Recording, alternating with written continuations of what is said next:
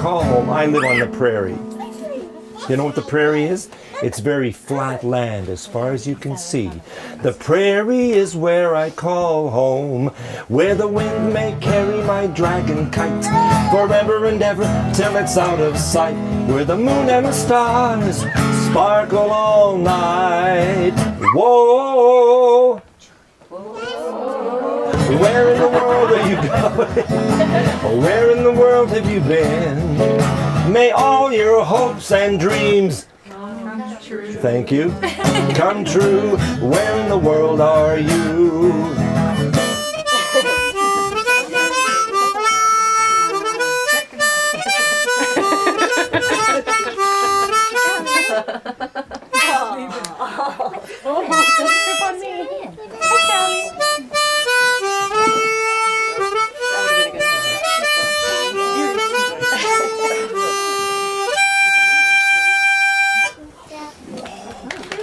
Thank you. Make a phone, Willow. And go green, green. Green, green. Oh. Wendy, I don't know how you did that, but I know you did that. Everybody go green, green. Green, green. Mums too, try it. Go green, green. Green, green. Yellow. Yellow. Black, black, black, black, black, black, black, black, black, black, black, black, black, black, black, black, black, black, black. Pink. Now this old man, he played. Can you say 10? Thank you. When you're going home, you can sing it again.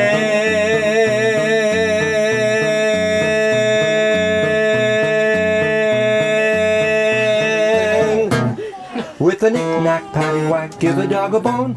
This old man came rolling.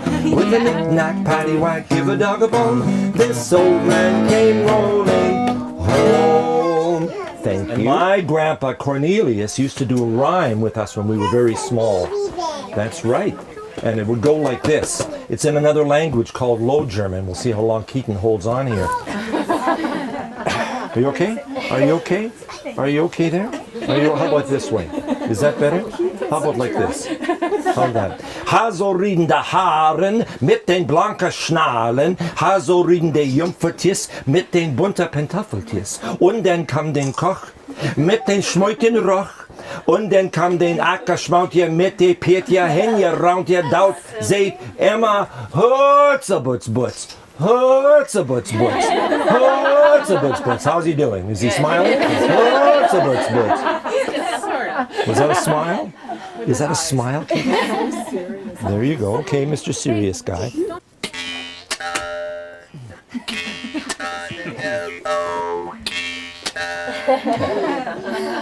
What's your name?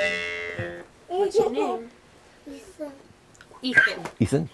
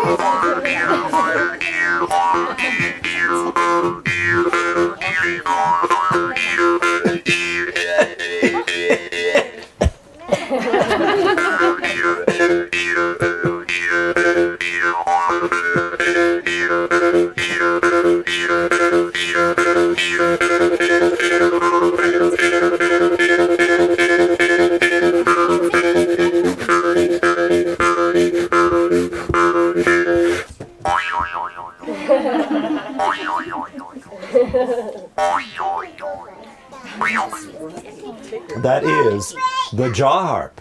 Pretty cool thing, eh? Oh, sandwiches are beautiful, sandwiches are fine. I like sandwiches, I eat them all the time. Eat them for my supper, I eat them for my lunch. And if I had 100 sandwiches, I'd eat them all at once.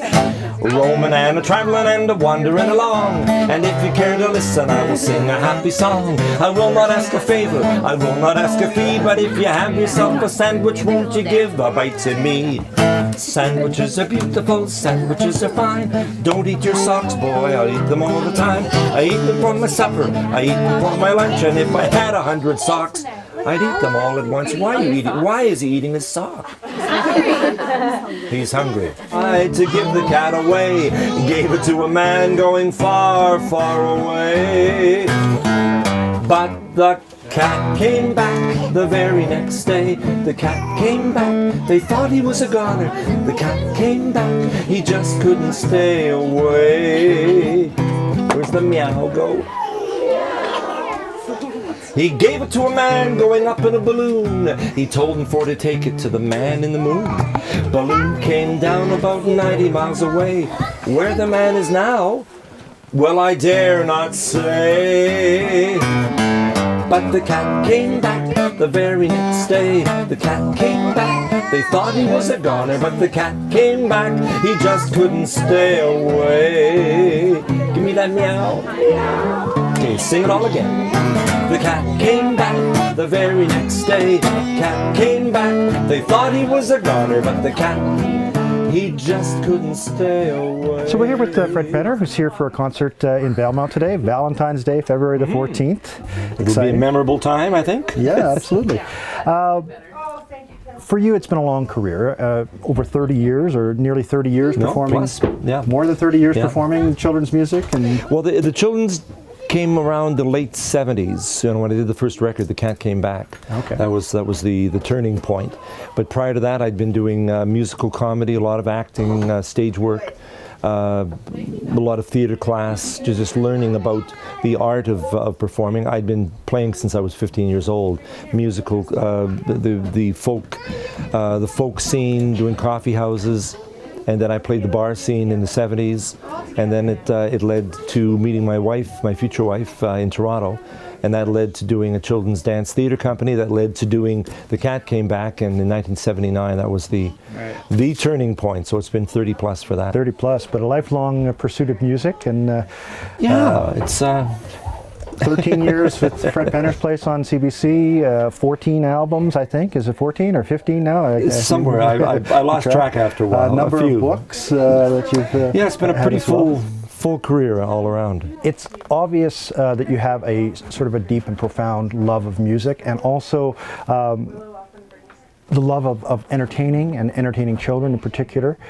Do you think that came from your experiences as a teenager with your sister who had Down syndrome and seeing the effect of music? Certainly part of it. I was the middle child, so I was always sort of pacifying things and trying to get along with everybody. That may have been part of it, but certainly Susie was a huge influence on me. She was 8 years younger than I was, so as a teenager, watching her, grow and develop and learn musical patterns. She could never speak, but she had sounds that she could make, and she was a very, very bright child. And seeing how deeply she was affected by music was certainly a very important part of my understanding of the value of music in affecting a child. And then in later years, I worked with physically and mentally challenged kids and behavior problem kids in different residential treatment centers in Winnipeg, and music just was a logical part of my connection with humanity, basically. So, just going into your past a little bit, I understand you have a BA in economics, of all things, with psychology, which I'm sure has been very helpful for you. And I read somewhere that you were all set to go in to become a civil servant at one point. It was a scary, scary time of life. I finished my BA, as you said, in economics with a minor in psych, and I really did that because I didn't know where my life was going to unfold. I had no marketable skills because nobody had ever told me that I could be a musician. That was never an option. And my father had never been able to go to university, so I basically went there to fulfill his dream. And after I graduated, and he was at my graduation, he passed away. And Susie, my sister, died a year prior to that. So I had 2 mortality checks in a very short period of time that sort of, rocked my foundation. And I realized, very quickly that I was not cut out to be an economist. I had written my civil service exams. I was in the top 10 percentile, so I was apparently in the right the right category for being that, but it was clearly not meant to be, and I'm so glad it wasn't. Well, thank goodness for all of us for that. I'll tell you, that's wonderful. I want to talk a little bit about Fred Penner's Place. Many, of course, the adults watching would know that you had Fred Penner's Place on CTV from what was it, 85? Sorry, that'd be CBC. Oh, I'm sorry. sorry. Let me say that again. So I understand CBC, your series Fred Penner's Place, was on from 1985 to 97. 97, so 13 seasons. Yeah, almost 1,000 episodes. It came out of the blue. As many things have happened in my life, it's really interesting how it's unfolded, but that was a phone call. I started recording. I had 4 albums in the market. CBC was looking for a replacement for the Friendly Giant. And they called me out of the blue and said, "Hi, this is Dodie Robb, head of children's. We're looking to do a new series. Are you interested?" I thought, "Are you kidding? What do I do?" I had no idea how this would unfold. And they basically put it in my lap and said, "Well, what would you like to do?" Almost carte blanche. And I thought I wanted something natural, not just a knock on the door, come on in, but you had to get to my place was a journey. Clearly, and going through, through the woods, over a log, past a fence, and finally getting to the hollow log, and that was the portal into this, magical environment, and it was a good idea. I came up with that concept, and I'm really pleased that I did, because that has become the iconic part of the show. The word bird, which was Pat Patterson, one of the writers, came up with that, and I came up with the log. But those two are seriously memorable pieces of my life. 13 years is a long time in television, and it's difficult. I mean, a lot of people don't realize how much goes into making television. It looks like they flip the cameras on and everybody just performs. How much work was it for you, and how difficult was it to do a series for 13 years? Well, the challenging part was you never knew whether it was going to go the next year. The way CBC was working, it wasn't like a 2 or 3 or 4 year contract. It was 1 year at a time. So at the end of 1 year, it would be, well, are we going again? Well, let's prepare as if we are, and then see what's going to happen. And so sure enough, it did that for 13 years until the final year was, no, we're not this time. Oh, so then everything stopped. But it was certainly challenging to do. The first year we did 96 episodes in 3 months. Wow. That was a pretty intense, trial by fire. Absolutely. There. But getting up in front of the camera, I'm comfortable in front of camera, and seeing the camera as the one child was certainly a critical part of it. Is when you are presenting yourself to a bit of technology, don't think of it as connecting to thousands, hundreds of thousands of people.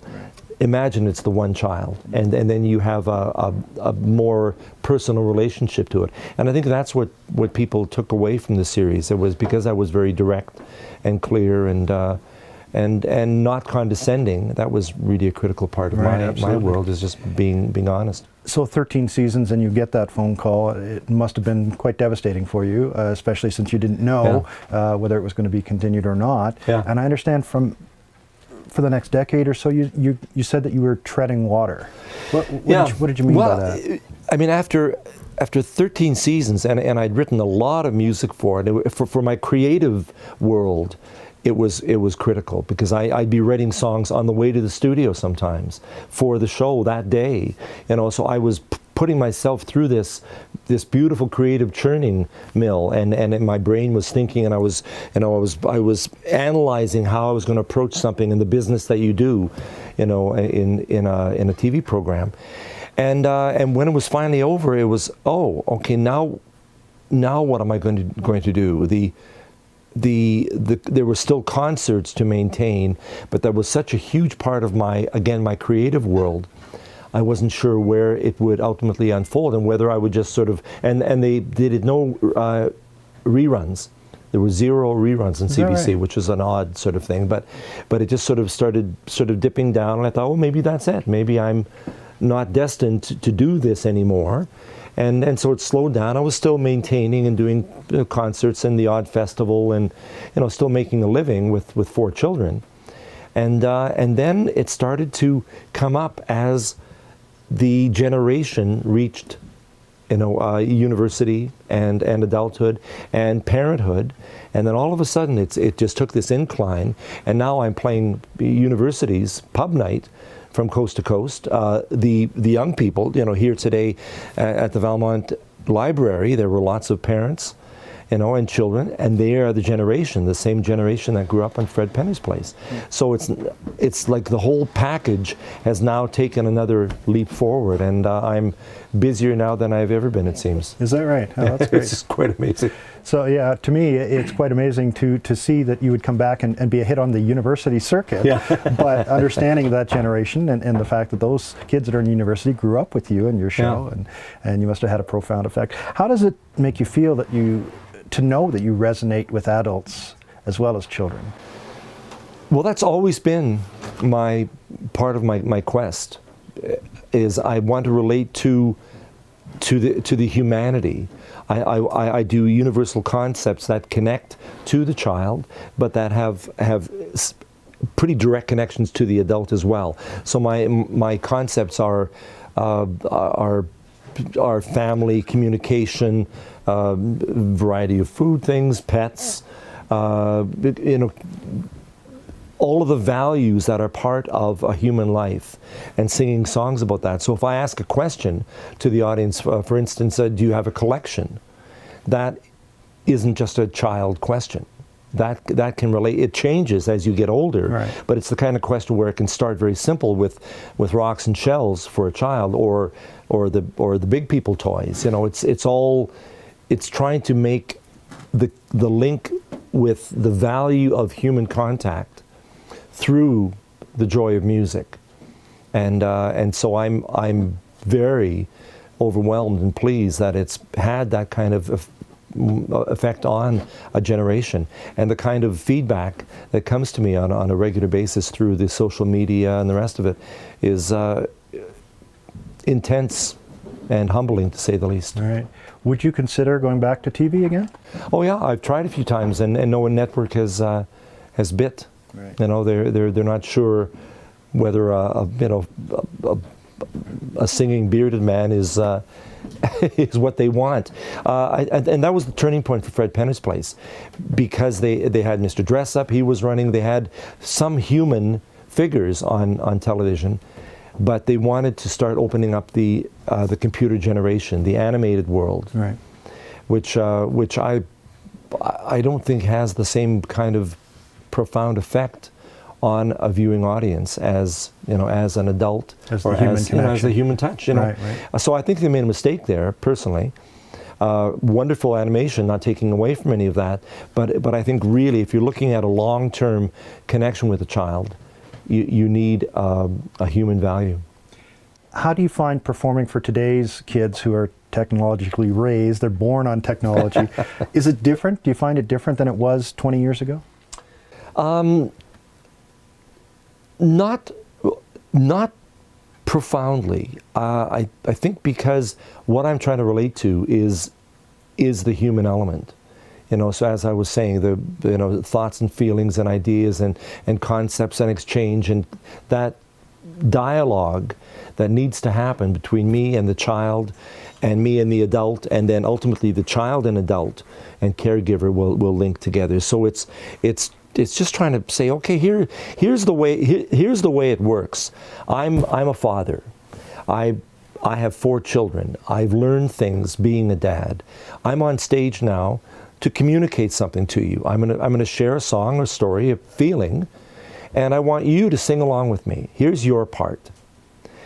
You don't get that kind of thing in a lot of performance. Right. A lot of it is at you, and you take it in, and it's overwhelming, and it's fun, but then ultimately, what do you take away from that? Right. So being on stage and learning to make that kind of communication is really important, and it's and the human value never really changes ultimately. I mean, we're losing so many things because of the technology, you know, and being able to talk to another person, and you know, and not do it through some kind of a electronic device is a little scary. I think we need to do something about that. I'm not sure what. Do you find people needing that now? Do you sense that people want that interactivity, that physical connection that they're lacking? Yeah, I think that's why it's strong at the university level, is those folks are becoming, well, they're trapped in the Facebook world, they're trapped in the social media, and when somebody comes out and just communicates with them on a very person-to-person level, it's, oh, this is different, this is unique. You know, and I like it from that point of view, is that because it is such a personal connection, and because they seem to desire it so deeply, I'm just really gratified that it's happening. Mm-hmm.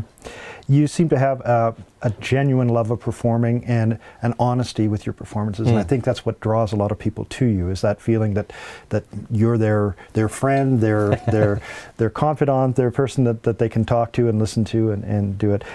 You said one time that never underestimate the ability of music to change the life of a child, to make a difference in the life of a child. Yeah. Do you have an example for us that you can tell people of somebody that you know that you've worked with in the past, that there's been a I mean, I have many benchmarks over my lifetime where very specific things have happened that I was overwhelmed by, that I didn't realize it would go that deeply.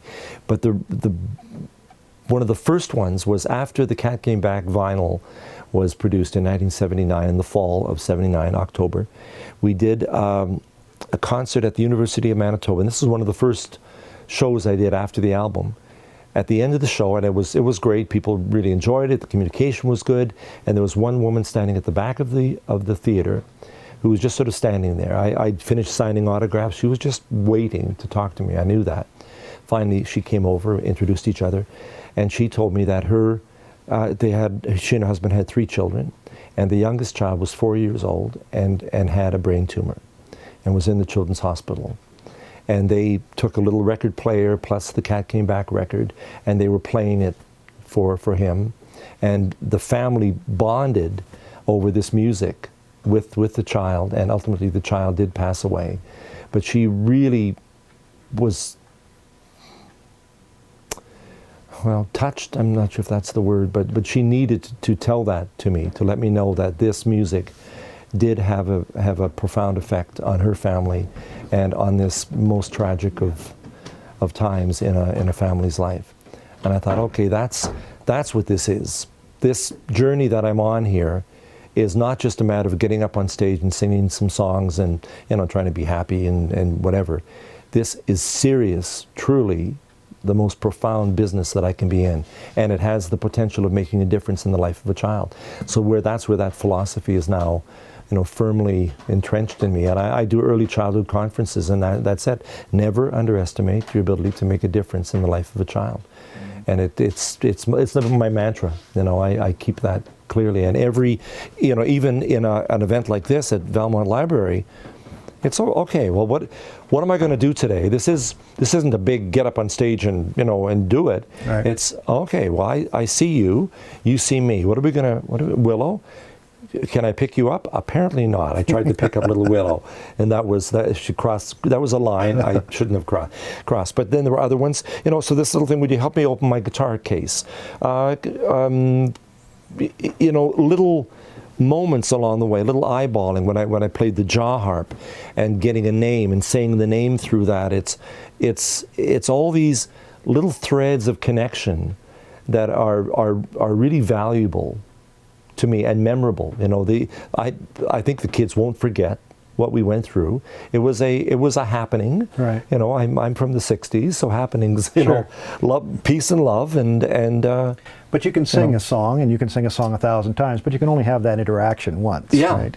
Yeah, exactly. That's what people take It was away. very sweet. It was a very, very nice group of kids. So things are evolving for you. You're 67. You're becoming a grandpa for the first time, I Yeah, understand? and about a month from now. I can that's gotta hardly be wait. exciting, yeah. Very exciting. They, my son and his wife, they're strong and healthy, and we're excited, to say the least. And it's a boy. Oh, nice. We know that already. Yeah, and then that's the next phase of life here. Yeah. So do you think you're going to be continuing performing and playing for? Do you have a plan, or just going to kind of? I've never had a plan. No, I really haven't. When things, the way things have unfolded is people see in me things that I may not have seen myself. And when I first started doing musical theater, there was a choral director in Winnipeg, Peter Buchan, and he came up and said, "Why don't you audition for Rainbow Stage? They do, the Fiddler on the Roof and the musical comedy." I said, "Oh, do you think I?" He said, yeah. Why don't you? You'd be good at it. Oh, okay. So I auditioned and I got in and worked my way into major roles and character acting and doing the record was the same kind of thing, where a doctor and his wife asked me if I had a record when I was doing it in the midst of a performance with my wife in her children's dance theater. I said no, and they said, "Well, we like your voice. Why don't you do it? Here's a blank check. Go ahead." Oh, so that's the way. And then the phone call for CBC. It's always been like that. So now, the foundation is absolutely solid, from, as you said, books and the video world and the TV series is still, the DVDs of that. There's still a visibility from all of those sides. I would love to get into some more theater. I may be playing Captain Hook in Peter Pan in Winnipeg next Christmas. Every few years I get back on the boards in the theater world. But those things just will come, and I will make a decision to either approach that or not. But what's really a delight for me is knowing that I have this range of things to draw from. And I have the R word, retirement, is not part of my vocabulary. I will continue to stay as healthy and creative as I can in that order. And hopefully it keeps carrying me and building me and inspiring me all the way. You're like the cat in your song. You always come back. There you go. Great. Anything else you'd like to add? No, just delighted to be here. Thank you. Great. Thank you very much. Very nice meeting you. Yeah, pleasure. Thanks. Thank you. Oh, question. How many of you parents or grandparents remember a TV series called Fred Penner's Place? Not familiar to you? Thank you. Well, here's the last song that I did on every one of those shows, and it's the most important song I'm going to share with you today. Take good care of each other. That's what friends like to do. Let your sister and brother help you learn that it's true. We all need to feel wanted for the people who we are. So take good care, you say. Take good care after me. Take good care.